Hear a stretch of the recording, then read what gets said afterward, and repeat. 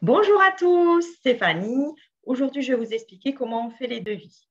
Ensemble, on va se diriger sur l'outil. Donc, vous avez dû participer aux ateliers d'outils, mais vous avez peut-être oublié. Donc, du coup, je vais vous montrer comment on procède.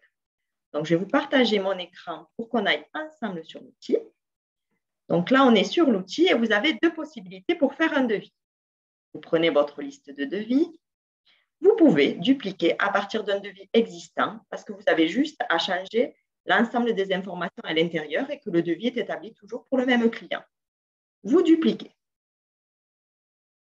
Et là, vous mettez valider et vous aurez le corps du devis avec juste l'intérieur à modifier. Sinon, vous partez de zéro en appuyant sur le bouton plus. Donc là, vous remplissez les cases avec les astérix obligatoires.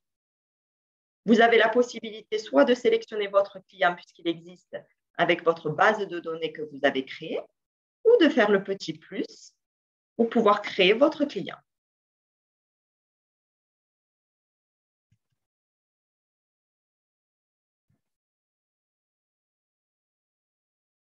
Vous remplissez les cases obligatoires, celle de l'adresse est obligatoire.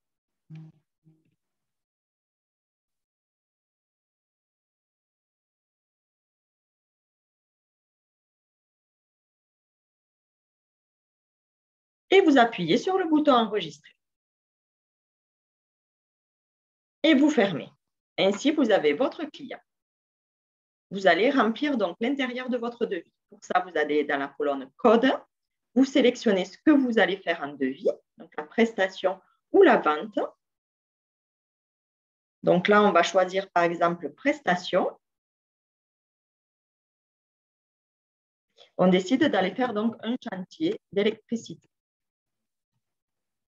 Donc, on est allé chez le client, on a évalué le montant du chantier et on est en train de lui établir le devis pour un montant de 3 000 €.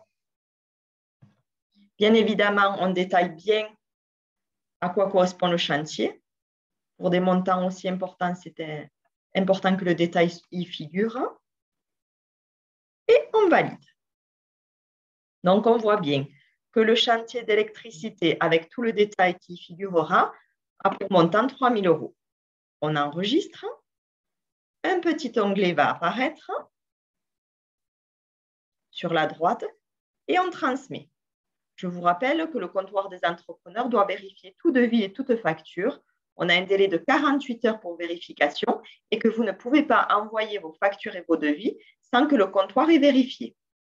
Une fois que ça sera validé par le comptoir, vous pourrez vérifier dans votre petite liste et vous aurez vos devis avec le petit onglet VI qui signifiera que ça a été validé par le comptoir des entrepreneurs. À partir de là, vous pouvez imprimer votre devis et l'envoyer via votre boîte mail. Vous générez le PDF et vous l'envoyez via votre boîte mail. Voilà, je vous remercie et vous souhaite une bonne journée.